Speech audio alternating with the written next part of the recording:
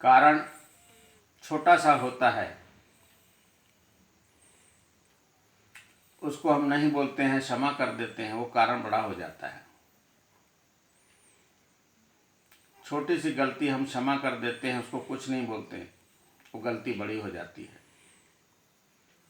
जब घर का कोई सदस्य छोटी सी गलती करता हो, उसको डांट कर फटकार कर उसको समझाना चाहिए, तो उससे गलती बढ़ेगी नहीं, वहीं समाप्त हो जाएगी।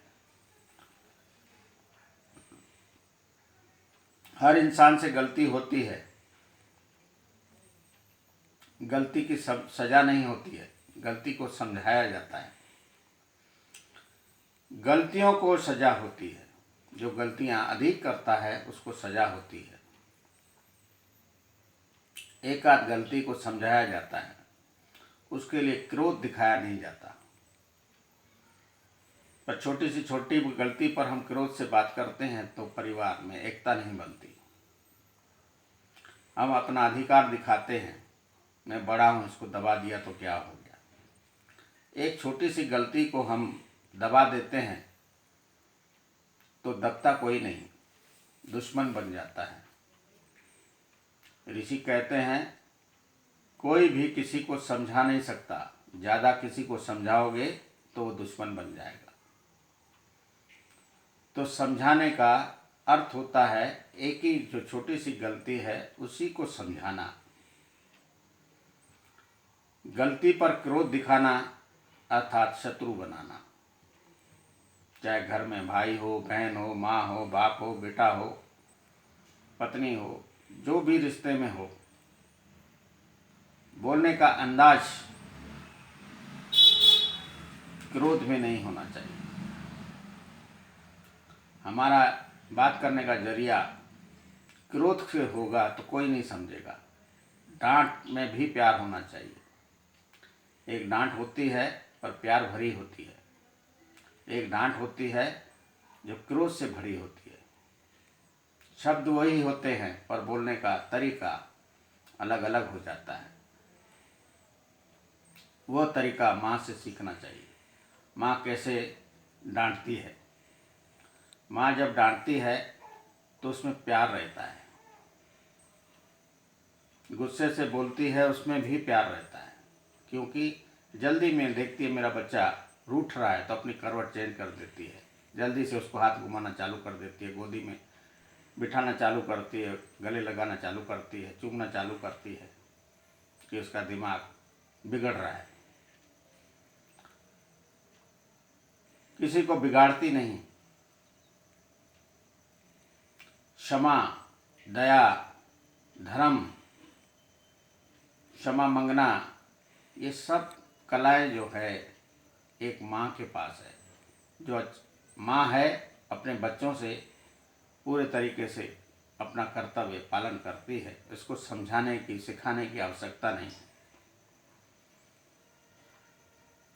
हमको माँ को कैसे चलती है उससे सीखने से हम अपना धर्म समझ जाएंगे। पर माँ को एक गाजर मूली समझते हैं, उसी के बच्चे गाजर मूली समझते हैं, क्योंकि धर्म को गाजर मूली समझने वाला संसार है। जो धर्म पे चलते हैं उसको गाजर मूली समझ कर चबा डालते हैं। अगर धर्म को समझते होते तो माँ का सम्मान हर इंसान को करना चाहिए, क्योंकि माँ से किसी का कंपैरिजन नहीं। माँ इकलौती है, माँ के साथ में पिता है, तो इसीलिए ऋषियों ने कहा जय माता पिता की। प्रथम माता है, द्वितीय पिता है, आधा आधा है, राधे राधे नहीं। आधा माता है, आधा पिता है, और दो से जन्मा संसार है। हर एक इंसान माँ बाप से जन्मा है। माँ बाप की सेवा करना, माँ बाप की आज्ञा का पालन करना, माँ को सुख देना और माँ को गाजर मूली न समझना, माँ को माँ समझना और माँ के धर्म को देखकर अपना धर्म अपनाना, श्रवण की भांति बनना, क्योंकि शरीर हमारा एक माँ बाप की देन है। इस शरीर का श्रवण अर्थात क्या, मनन कर कि ये शरीर किसका है। माँ बाप ने जना है तो उनका ही अधिकार है। हमको मारेंगे तो भी उनको दर्द होगा, हमको डांटेंगे तो भी उनको दर्द होगा। मारते हैं क्यों, डांटते हैं क्यों, उसको समझने की आवश्यकता है। ऋषि कहते हैं तू श्रवण कर, जो शरीर लेकर तू संसार चल रहा है ये किसकी देन है, जिसने दिया है उसका आभार व्यक्त कर। और माँ बाप से बड़ा भगवान, माँ बाप से बड़ा ईश्वर, माँ बाप से बड़ा संसार में कोई इशू नहीं।